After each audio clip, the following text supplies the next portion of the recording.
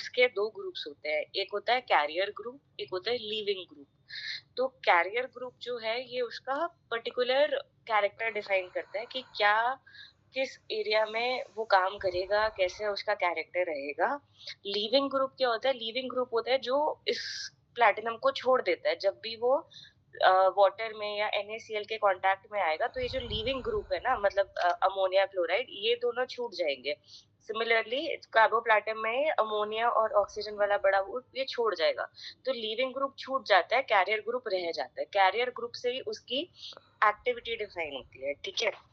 तो यही है कि एक्वस एनवायरनमेंट में आते ही, ठीक है, एक मोनो एक्वा या डाई एक्वा सब्स्टिट्यूशन होता है और एक DNA बाइंडिंग रिएक्टिव स्पीशीज बन जाती है। तो लिविंग ग्रुप छूट जाता है और जो बच जाता है एक्वा, मतलब पानी के कांटेक्ट में आने में, वो DNA बाइंडिंग स्पीशीज होती है, ठीक है। तो ये दो लाइगेंड है इसके। एक है कैरियर लाइगेंड जो कि स्टेबल रहता है एंड क्रिटिकल होता है फॉर टारगेटिंग। लिविंग ग्रुप जो होता है ये हाईली रिएक्टिव होता है, ये छोड़ देता है और उसके बाद बाइंड कर लेता है DNA साइट्स को, ठीक है। ये वाला क्या है, देखो जैसे ये फोटो देखो, इसमें जैसे सिस्प्लैटिन था तो लिविंग ग्रुप ने छोड़ दिया, वो पानी के साथ कंबाइन हुआ और अल्टीमेटली क्या किया, इसने DNA के साथ जाके इंटरस्ट्रैंड अडक्ट्स बना लिए, ठीक है। अगर वो इंटरस्ट्रैंड अडक्ट्स ना बना पाया तो वो इंट्रास्ट्रैंड अडक्ट बना लेता है। सिमिलरली कार्बोप्लाटिन अपना लिविंग ग्रुप छोड़ देता है और अपना कैरियर लाइगेंड रखता है, सिमिलरली ऑक्सैलोप्लाटिन, ठीक है ना।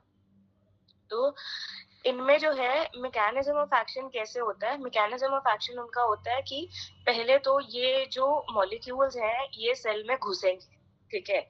तो ये सेल में घुसते कैसे? इनके अंदर होते हैं कुछ ट्रांसपोर्टर्स, ठीक है। ये ट्रांसपोर्टर होते हैं अनायन चैनल्स, कटायन चैनल्स और कॉपर ट्रांसपोर्टर्स, ठीक है।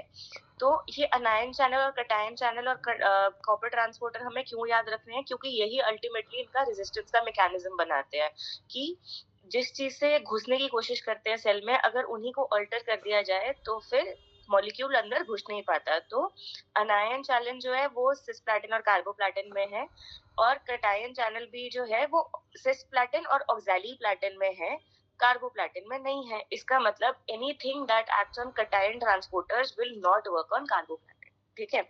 सिमिलरली कॉपर ट्रांसपोर्टर जो है वो सिस्प्लैटिन, कार्बोप्लाटिन, ऑक्सैलिप्लाटिन तीनों में रहता है। तो बेसिकली जो ये ड्रग है इसको सेल के अंदर ले जाने के लिए तीन चीजें चाहिए होती हैं, copper transporter, अनायन channel, cation channel. एक बार ये उसमें घुस गया, सेल में घुस गया, उसके बाद हाइड्रोलिसिस होगा, मतलब पानी के कांटेक्ट में आते ही ये ड्रग का जो लीविंग ग्रुप है वो छूट जाएगा, ठीक है। और जो उसका रिएक्टिव ग्रुप है वो रह जाएगा, ठीक है। जो लीविंग ग्रुप है ये वाला वो चला जाएगा, कैरियर लाइगेंड रह जाएगा, ठीक है। और इससे क्या होगा, मोनो एक्वा या डाई एक्वा स्पीशीज बनेगी, ठीक है।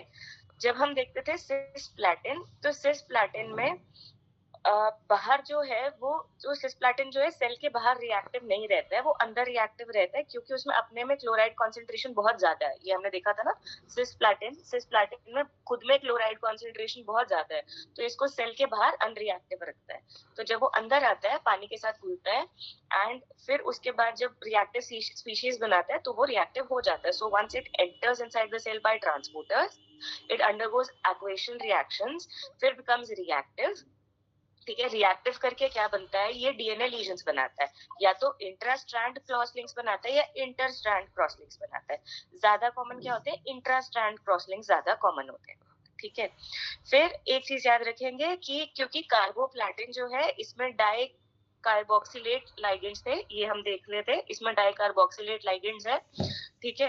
तो इसमें इतने भारी बल्कि लाइगेंड्स होने की वजह से ज्यादा कॉन्सेंट्रेशन चाहिए होती है पानी की ताकि वो सिमिलर इफेक्ट कर सके एज पर सिस्प्लैटिन, ठीक है।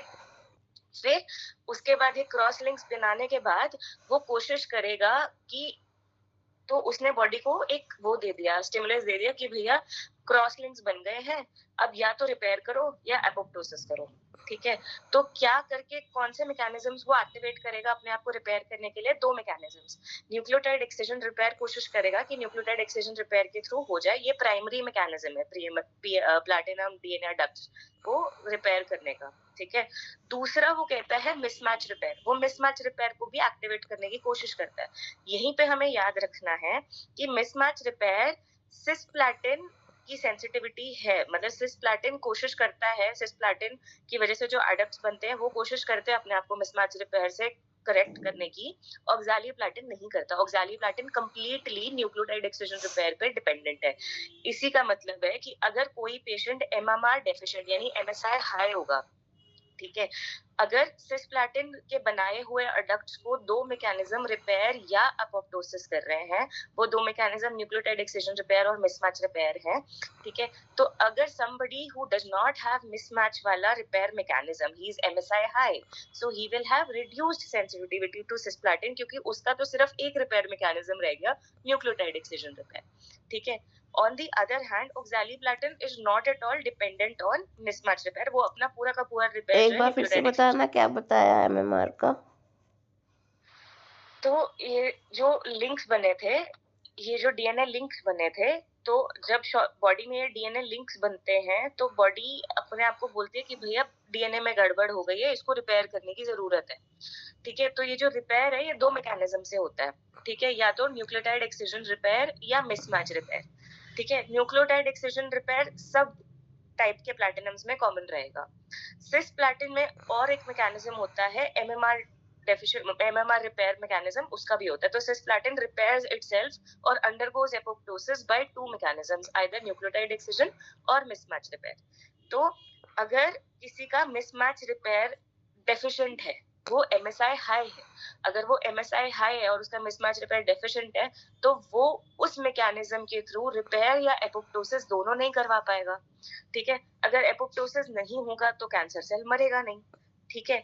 इसीलिए जो ड्रग्स डिपेंडेंट होती हैं MMR as a repair mechanism पे, तो patients who are MSI high, they are not able to fully utilise their cisplatin. क्यों? उनकी सेंसिटिविटी नहीं होती सिस्प्लैटिन को, क्योंकि सिस्प्लैटिन का मैकेनिज्म ऑफ रिपेयर और apoptosis is both nucleotide excision and mismatch. तो मिसमैच काम नहीं कर रहा, तो ना वो एपोप्टोसिस हो सकता है ना वो रिपेयर हो सकता है। ऑन दी अदर हैंड कोई और ड्रग जैसे ऑक्सैलिप्लैटिन है, वो मिसमैच पे डिपेंडेंट नहीं है, वो अपना पूरा पूरा रिपेयर या एपोप्टोसिस न्यूक्लियोटाइड एक्सcision से करवाता है, ठीक है। सो ऑक्सैलिप्लैटिन को एमएमआर की जरूरत नहीं है, तो उसकी एफिकेसी कोई फर्क नहीं पड़ता है, एमएसआई हाई है एमएसआई लो है कोई दिक्कत नहीं है, बट सिस्प्लैटिन एमएसआई हाई में कम काम करती है, ठीक है। तो ऑक्सैलिप्लैटिन अच्छे से काम करती है। हाँ, रिपेयर नहीं होता तो अच्छा है ना बॉडी के लिए। तो अरे पर अपन तो ऑक्सैलिप्लैटिन भी नहीं देते ना कोलोन में, इरेनोटिकैम देते हैं जिनमें एमएसआई हाई होता है। पहले मेरे को ये समझ आया कि रिपेयर नहीं हो रहा इसलिए सेल डैमेज हो जाएगा। इसमें थोड़ा उल्टा है। इसमें क्या प्रॉब्लम है जो ये एमएमआर या एपोप्टोसिस, मतलब यूजुअली वो जब डिटेक्ट करते हैं, यहाँ पे थोड़ा उल्टा काम है। Usually what happens if cisplatin is there, MMR detects, so cell will repair. That is a common notion, na? For example, cisplatin you give, MMR is proliferation, it will repair, cell will survive. But इसमें क्या है? When MMR detects cisplatin adducts, it forms uncontrolled proteins. Those are misfolded proteins. So those uncontrolled misfolded proteins itself leads to futile, ये इसकी line पढ़ रहा हूँ DeVita की, sorry, mismatch repair does not actually repair the adducts, rather it detects mismatch, it results in futile cycles of translational synthesis. So many uncontrolled protein it synthesizes, which ultimately triggers cell death. Okay. So usually, yeah, it detects, but it becomes rabid. It doesn't know what to do. So it starts forming many proteins, which are misfolded, uncontrolled protein. So rather making proteins which will repair, these uncontrolled protein in presence of cisplatin adducts, they cause cell death. Okay, तो MMRD वाला detect ही नहीं कर पाएगा कि adduct बने। हाँ, okay, but ऑक्सैलिप्लैटिन में कुछ नहीं है इसका। ओके, तो बेसिकली ये रिपेयर या एपोप्टोसिस दोनों कराते हैं। तो अगर आप एंटी कैंसर कोई ड्रग देते हो तो उसका मैकेनिज्म ये होता है कि आपकी बॉडी रिपेयर को कोशिश करेगी, रिपेयर नहीं कर पाएगी, अल्टीमेटली एपोप्टोसिस कर देगी, तो सेल मर जाएगा उस एपोप्टोसिस की वजह से।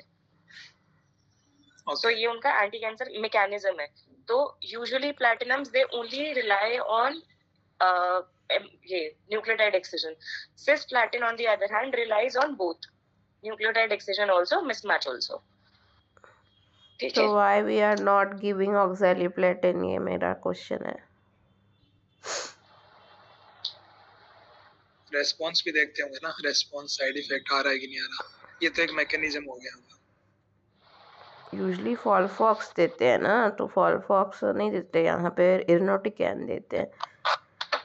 तो वही कह रहा हूँ ना कि रेस्पॉन्स नहीं मिल रहा होगा उनको ट्रायल में। तो ये तो एक फंडा है, पर पूरी बॉडी में लगे जरूरी नहीं है ना। ठीक है, ठीक है, चलो करते हैं, ढूंढते हैं जवाब इसका। ठीक है, तो डैमेज एक बार रिकॉग्नाइज हुआ, ठीक है, बॉडी को पता चला कि डैमेज हुआ है, ठीक है, तो उसके बाद वो क्या करेगा, it will halt replication and initiate repair. ठीक है, रिपेयर नहीं कर पाया तो एपोप्टोसिस करेगा। ठीक है, सो कैसे करेगा ये डीएनए डैमेज रिस्पॉन्स? पहली चीज वो क्या करेगा, वो कुछ प्रोटीन्स एक्टिवेट करेगा, या तो रिपेयर या एपोप्टोसिस करने के लिए। कौन कौन से? एटीएम, एटीआर, डीएनए, पीके। ठीक है, तो फिर सबने सोचा कि अगर ये वाले प्रोटीन